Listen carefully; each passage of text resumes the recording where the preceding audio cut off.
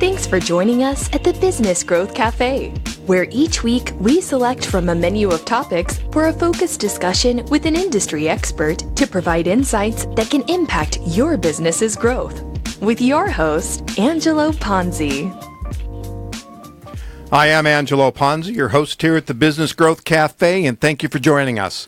In the cafe today, I have Bryan Thompson, Chief Designer and owner of Bryan Thompson Designs, to discuss his journey from corporate to freelance designer in the automotive world to set designer, and that's kind of cool, TV host and advocate for an upcoming LGBTQ design for students, helping them pay for college to get them on the road to success. Bryan, welcome. Thank you. It's great to be here.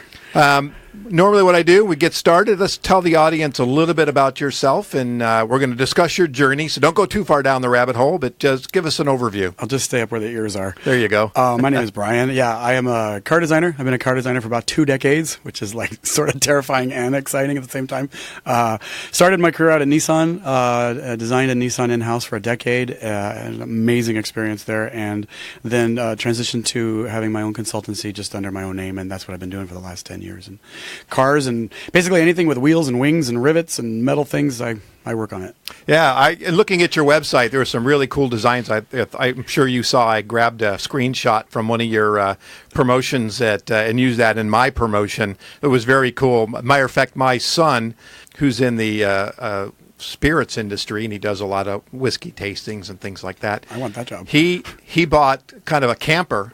Oh, yeah. Kind of I won't call it an Airstream, but this camper thing, and he's gutting it, and he's creating kind of a mobile display thing. Oh, wow. And he read your bio, and he said, "You think you can get him to do mine?" Oh, I said, "Yeah, probably, but not for free." Well, I can certainly talk to him about it. That'd be awesome. Like, those things are great to do.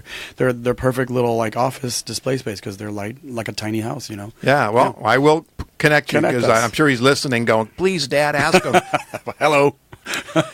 Before I start, yeah, I like to ask a couple questions. And the first one is, when you think about your business and growing your business and keeping your business growing, what keeps you up at night? Oh, God. That's a great question. We're going to start with, how do you lose everything question. Losing you know what? It's like flying an airplane that sometimes runs out of gas. And I always think of it as like, I sometimes, you know, if you're full of gas, you're flying high, you're going along, and then every now and then you run out of fuel, which is the work, and then you go a little lower and a little lower, you see that horizon coming, and then you're just waiting for the refueling plane to come along.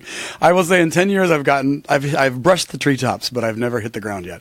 That's the biggest part is, you're when you're at a corporation, your paycheck keeps coming. Mm-hmm. And when you work for yourself, you literally have to make your own work. So, well, as an entrepreneur, and I find this for myself a lot of times, you're chasing the business, opportunities come, now you're busy, mm-hmm. and the pipeline starts to dry up. Why? Because you're not out there knocking on doors, because you're too busy to knock on doors, and then that project, if you will, ends, and all of a sudden, you're turning the spigot, but there's nothing in it. Yeah, that is the trick. I have found early on, I would be so focused on the project I wouldn't think about it. And sort of like, you have to remember to like churn the pot and like, play ping pong at the same time, right? You got to do both. And really, I find like, I'm a big fan of like Oprah Winfrey and Eckhart Tolle, and I really do believe in putting energy out there. So when I have found like just having faith in talent that if the work does slow down, it will come back.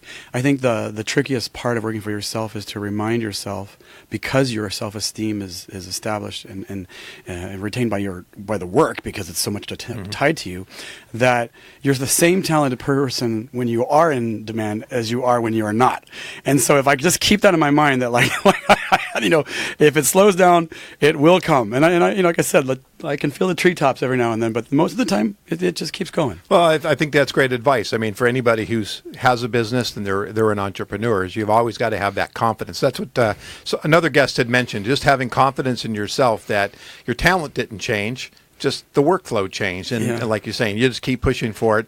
I've been at this again for 5 years, but as I was telling you in the hallway, I started an agency, and I grew that over a 13-year period of time. I was purchased, and then the people that purchased me put me back at the helm to run their agency. Oh, cool. So it was like a 20-year period of time That's the best that case. You're basically being an entrepreneur. Yeah. However, I have those that went up and down, didn't quite go anywhere. I did more than brush the treetops. I actually plowed into the ground, but that's okay. Yeah, you come back up, right? Yeah, and I think also really it just comes down to like I meet a lot of especially designers. Designers are because we're so tied to our work, they can get sometimes they can have a reputation of being very egotistical and insecure. Creative people? I've never heard of that, right? But I find if you're just a nice guy and people like working with you, then the work comes. I can't tell many people lose projects because people just don't want to work with them. So well, I mean, yeah. So in the agency side of the world, of course, I was the account guy, the marketing guy. Yeah. And, the creative sometimes we didn't quite mash because I'm more kind of that logical, rational, we got to get things done. You got numbers on your side. Yeah, I got numbers, and you guys are off,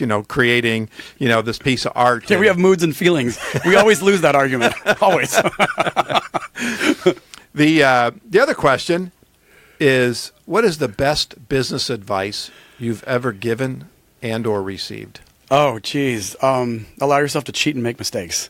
What I mean by that is that, like, and the word cheat to me is like, the solution that you're supposed to deliver is not always the right solution, and sometimes you have to kind of go around the obstacle, in a way that is just outside the norm, and make mistakes, because when you're doing that, you're going to make a bunch of mistakes, and just rely on your talent. That like I was saying earlier, if you keep your mind open and flexible and try new rules, try something that's different than the rules say it's supposed to be, the talent will see you through, even when it's scary.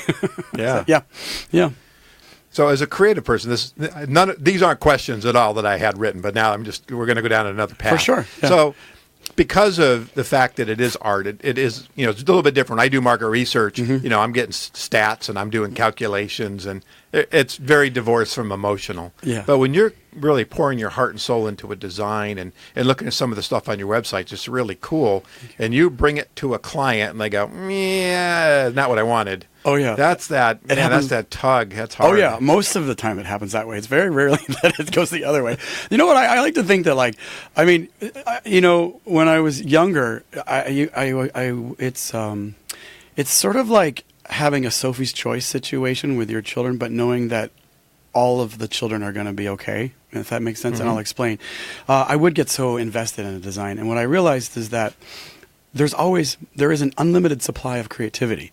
So if a client comes to you and you've developed something, usually in collaboration, it's usually very rarely go off into an island and come back with something. Right. If they don't like something or they have another direction, if you think of that as fertilizer for more ideas, then you usually get to the same place with them with something that you're satisfied in, because you haven't just calcified onto one idea, and it might, like, come up with 100, if they go, I don't like that, I want to do this, you're like, okay, I got 100 more ideas down there. I like to think of like Carol Channing when she would audition for a role, and they would be like, they would stop her in a song and she'd have like 5 other songs at the ready. You want to hear this? How about this? I can tap dance, and then she would, I'm not going to do a Carol Channing impression, not yet, but that I like the way she would always she had more to offer. And I think that's the key, is if you don't calcify with one idea, that your talent has more ideas, then you get to a place where you're happy with what you did. To sum it up, not be so rigid. Not be so rigid. Yeah. Just let it flow. So I want to touch on this a little bit. I'm always conscious because these things go by really fast. Yeah. But so you worked at Nissan, kind of your corporate life. Yes. And then you became a freelancer. Correct. What inspired you? What was the motivation? I mean, because that's a tough change, and I've made that change. And the very first day you're out there, you're going, "What the heck did I do?" Right? But jump off the. But what was that motivation to drive you that way? I think I was born and raised to be an entrepreneur and working for myself, and I just happened to land in a studio that encouraged entrepreneurship and creativity. I'm very grateful for my time at Nissan. Nissan is one of the only studios I've ever heard of in the world where they encourage their designers to have their own clients outside of the automotive industry. Most of the time when you work for a car company, they own all of your intellectual property. Jerry Hirschberg, who started Nissan Design in the 70s, believed that you get more out of your designers if you allow them to populate other areas of creativity populate their brain with other areas of creativity. So what happened with me is that I went in being like, I can sketch other things too, and so I just started developing clients, and I developed a relationship with Airstream way early on in my career. Okay. Just by writing a fan letter. And I'd say after about 10 years of that, and with the advancement of technology and the advancement of that confidence to try other what it's like to have clients, I got to the point where I was like, I really am enjoying this side of the business more than sketching Altimas and Sentras. You know, that was really fun for the first time you work on each generation of a car. But after you've gone through a decade and you've done that, it's like there's something really exciting about the running of the business and connecting with the people and creating not just something that you draw on paper, but creating the brand sensibility and the values and creating something that's going to be meaningful to a client, whether it's cars or not. And so after about the 10th year, I made that leap. It was not, and it was scary, but it was. Was it I woke up today and I'm going to go off on my own, or did you do a little planning? It was a little bit of both. At the time, some things aligned in the stars. What really happened is I have a colleague named Anka Bodak who had decided to leave, and what happened basically was that Nissan, when the financial apocalypse happened in 2008, Nissan offered a buyout to people who had been there for a decade, and it was a very handsome package, so handsome that I think a lot of the A-game talent took it.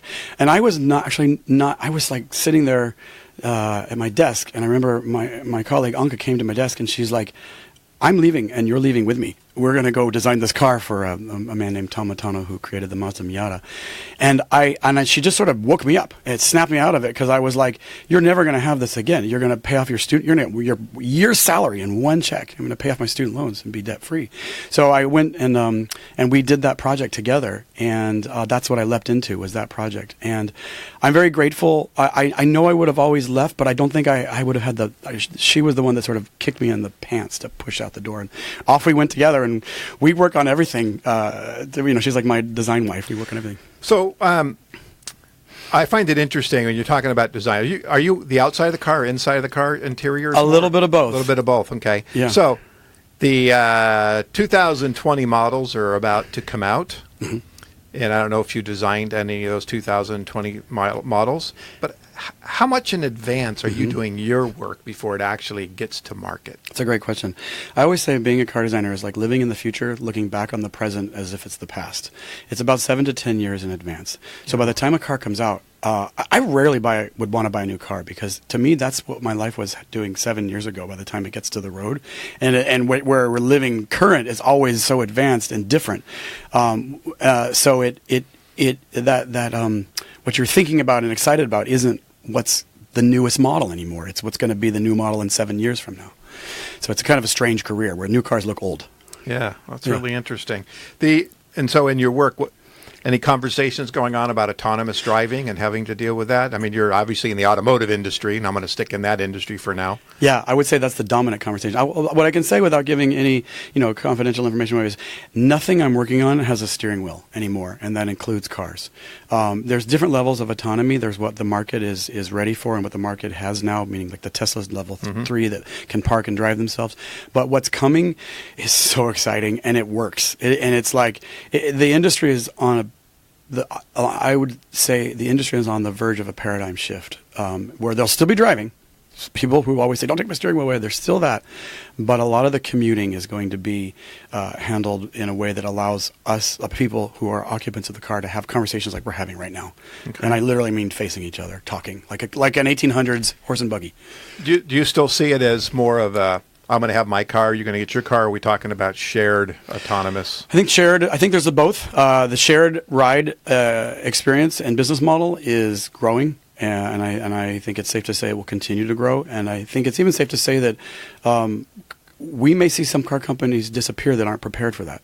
Just to give a little background, I would say like 60% of my work is in the OEM level, and OEM means original established manufacturers for your listeners who may not know. And the other 40% is Silicon Valley startups. And so I'm seeing both ends of the spectrum all the time. I see, when the car companies that have the established business model of selling like a mama bear, papa bear, baby bear model lineup to, vehicles that literally drive themselves without you ever being involved, and can stop at random things like a child falling in front of the road or a house cat that gets in the way of the car, or swarming technology. And that stuff is real and it's happening. And so while I always think that there's some naivety in the startup world often, and there's also some resistance to change in the OEM, and there's somewhere in the middle where I think it's going to change faster than people realize. Well, I think with with artificial intelligence, machine learning, I mean, that stuff is coming more and more rapidly. When we look at kind of autonomous and long-haul trucking, I mean, that's kind of really there. Yeah. And so we're seeing these changes. That's scary. Well, but that's a great word, scary. So it's scary until it doesn't, until you realize what it does for you. So people often say to me, "Oh, I would never ride an autonomous car," or "I don't want to give up my steering wheel." But the way I look at it is, we as human beings would like to connect more. And right now we're in a world where we lose connection by jumping into a phone. But if you can imagine a world where connection happens not only because of technology is going to come out of the phone and be all around us, meaning things like wearables or contact lenses and things where the phone is no longer holding us in and we can just talk to each other like we used to do before phones. So too is design allowing that to happen. So what I mean, like when in carriage seating, if you and I were having a conversation, we're actually not thinking about the drive anymore. We're just being two humans talking, moving. And so that's what changes driving. But it's kind of like being in a train, right? Sitting across from each other. Yes, in a more advanced way that will feel less prescribed. But yes, for sure. Okay. So yes, sir. I'm keeping conscious of my time. I know. Rhythm. What car's on the market that you're most proud of, or what is your most proud of moment? Give me 30 seconds on that one. My most proud of? Oh, it's such an unlikely vehicle. I designed the Nissan NV2500 cargo van. I love that piece. I've always had a love for, I collect like vintage Japanese economy cars and very, base cars. I always have had a love for the everyman cars. And so of all the things I ever worked on, I love that van. I think whenever I see it, people like beating it up and getting it dirty and putting their, they've customized it and put their graphics on it. I see them every day and it makes me smile. All right. Yeah. Very cool. So you've worked with cars and airlines and living spaces, tiny houses. Yeah. But you've also done a set design for Katy Perry. I did a throne. So, that's kind of a complete opposite other side. So how'd you get involved in that? And oh, dear. That's one of those things, when the plane's about to hit the treetops? That's one of those stories. Okay. I have a good friend named Terry Whitaker who really does set design for, everybody from back in the 90s to Weezer to much of Katy Perry's work. And really, I just went on set and helped because I didn't have any work at the time. And on set for the music video Roar, there was a throne that had been designed. I remember that. And Katy or Katy's people didn't particularly care for it once it was there on set because it evoked another song. And so on set with Terry and some other different people in the crew, we developed a new throne right then and there on set and designed it and built it from scratch. And it was like, since it was a jungle theme, it was like, I don't know, how many birds of paradise can we get? Okay, let's put them in here and try this. And what I loved about that is it's so different than car design, where if car design is 7 years out, this is like 7 minutes out. Yeah. and then 7 days later, it's on the air. And then 7 weeks later, it's already gone. So I really loved the pace of that. Oh, very cool. Yeah. I had the CEO of World of Dance on a few months back, and obviously we had talking about the show and how it had changed and come to life and what it started from, and it was really interesting. That whole world is interesting to me. I'm not a fanboy or anything, but I do like hearing about that kind of stuff. I was in the video and film industry for a short period of time, and so I was always very, very fascinated with that. The pace and the fact that your heart never gets below like adrenaline heart rate, right? Because you have to do, everything is important and everything needs to be done now. So you're obviously, at least from my standpoint, a very talented designer. Thank you. There's a lot of talented designers out there. Mm-hmm. So what do you attribute your success to when you're thinking about crossing over so many different projects? Ooh, that is a great question. I think that I have always had a love for intimate spaces where people connect and communicate, even beyond cars. That's why I do so many camping trailers. When I was a little boy, I was always drawing little pods, which is odd because it's what's happening now in the industry. And I love any space that people can connect in. And so if you really think about that, it doesn't matter if it's a car with a bench seat that allows you to put your arm around your loved one, or a camping trailer where you're intimate together, or an airplane where it's a tube and you're connecting. Everything is always about connection. And so connection between people is what's always driven my design aesthetic. Okay. I'm gonna jump to make sure we get this question in. Okay. I also knew you'd had a web series called Driven by Design. I'm not going to talk about that too much. It's okay. But I want to talk. So you're also a philanthropist, and you are championing young designers. And you started the Bryan Thompson Design Scholarships, created to reward exceptional, talented automotive designers. It was made possible by your experience on the television show Motor City's Masters. And this is really kind of a fund that rewards talented LGBTQ design students and helping them pay for their college to keep them moving forward down the road, if you will, to success. Yes. So talk about this. I know you just had an event on Saturday. Correct. And I think you have another one coming up. I love this, really helping to move young people forward, whether it's mentoring or providing scholarships. One of my clients, we do stuff like that. And it's just fascinating. And I want to make sure that we... Sure. It's a business strategy too, in a sense, but it's really about from the heart. And I love that. Oh, for sure. And I always find any mentorship situation, I feel like I learn more from the mentee than maybe the mentee learns from me, because the world is always changing, and you sort of stay, if you just stay where you were when you were the young designer, you become irrelevant. So I always learn from that. But aside from that, I love my industry. I love the car industry, but I've always felt that there are challenges for gay and lesbian people in it to either stay in the closet or not come out. I've just seen it so much, and I got very inspired just by some personal issues and family understanding what homophobia was really in my 30s that I wasn't aware of, and it just opened me up to say I want to communicate to any kids or young people somewhere that are not in the peripheral markets, maybe California, New York, maybe elsewhere in the country, that if anybody is telling them that something's wrong with them for how they feel inside, those people are wrong. Focus on your talent. And your talent is what will make you grow. And so, I started, the long and short of it is I agreed to do the reality show, saying if I won, I would donate the funds. And basically, through a long story that I won't tell here, I got second place and I never got the prize. So I've been like, I was like, you know what? Forget it. I'm not waiting for that. I'm going to do this myself. So yes, we've had our first fundraiser, first major fundraiser last weekend. And we're at about $10,000 now. And we're going to have another fundraiser in Palm Springs on October 18th. At their Great Autos of Yesteryear concourse, tied into that. I'm sort of planning that right now. Okay. So you can find that on their website and stuff. Yes, and I can not that wouldn't be on there yet, but people can certainly come to my website and I can give the information as it grows, which is just my name, BryanThompsonDesign.com. There you go. Yeah, perfect. Well, how we doing, Paul? We got a couple minutes left. 1 minute left. All right, so. Why don't you tell the audience how they can reach you, which Sure. you kind of just did, but go ahead and do that again, and all the places they can find you. Yeah, I do have a presence on Instagram. I love Instagram. It's just I wish I had some cool name like Wolf or like, Steve DeLorean or something, but it's just my name, Bryan S. Thompson. Bryan with a Y, S like Scott Thompson, and I'm on all platforms, Facebook, Twitter, and Instagram is the same. And then again, my website, BryanThompsonDesign.com. Yeah, I encourage people that if you haven't, you probably haven't, but I encourage you to go to his site. There's some really cool concept sketches in there that's kind of futuristic. I really enjoyed looking at them. So thank you so much for driving down from Los Angeles for this show. I really appreciate it. I think you also managed to get a client meeting in right after this too, so that's perfect. And you described what you're doing. I won't tell the audience, but it's really cool. But anyway, thank you for joining us at the cafe today. You can find out more about me, read my blogs, or view my show videos, or sign up to receive future information at theponzigroup.com or connect with me on LinkedIn. And if you're in the business, and if your business is ready for growth and you need a CMO, but you're not quite ready for a full-time person yet, connect with me. I'd love to talk to you about the opportunity and to explore the benefits of using a fractional CMO. Or if you're a small business looking for a business coach or advisor, reach out to me as well. I'd love to have a conversation, maybe steer you in the right direction.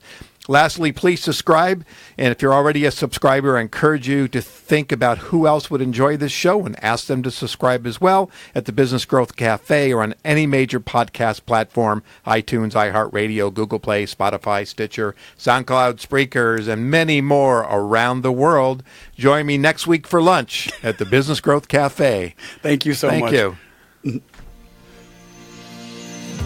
Thank you for listening to today's discussion at the Business Growth Café with your host, Angelo Ponzi. Take a moment to subscribe to this podcast and visit our website at www.businessgrowthcafe.com. Read Angelo Ponzi's blogs at www.theponzigroup.com.